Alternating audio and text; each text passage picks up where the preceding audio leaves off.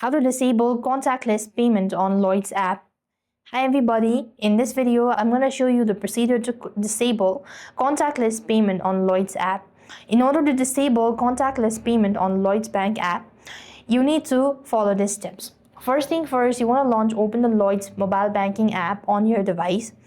After you're logged in, select this section or select the specific card account you wish to manage. As you've done that, you then need to tap Manage Card, usually at the bottom right. Next, you want to choose Card Freeze and Limit section.